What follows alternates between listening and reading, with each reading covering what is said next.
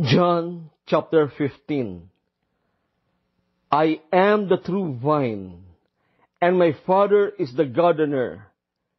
He cuts off every branch in me that bears no fruit, while every branch that does bear fruit, He prunes, so that it will be even more fruitful.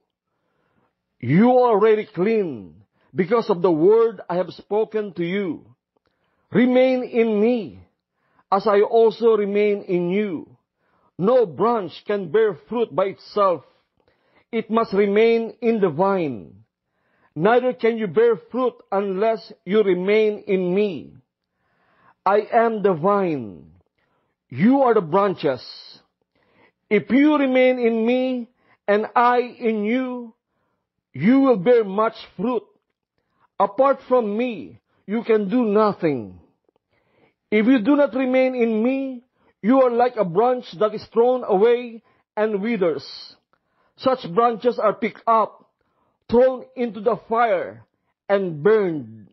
If you remain in me, and my words remain in you, ask whatever you wish, and it will be done for you. This is to my Father's glory, that you bear much fruit, showing yourselves to be my disciples. As the Father has loved me, so have I loved you. Now remain in my love. If you keep my commands, you will remain in my love, just as I have kept my Father's commands and remain in His love. I have told you this, so that my joy may be in you, and that your joy may be complete. My command is this: love each other as I have loved you. Greater love has no one than this, to lay down one's life for one's friends. You are my friends if you do what I command. I no longer call you servants, because a servant does not know his master's business.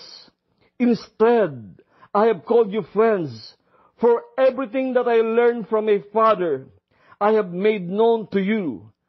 You did not choose me, but I chose you, and appointed you so that you might go and bear fruit, fruit that will last, and so that whatever you ask in my name, the Father will give you. This is my command: love each other. If the world hates you, keep in mind that it hated me first. If you belong to the world, it would love you as its own.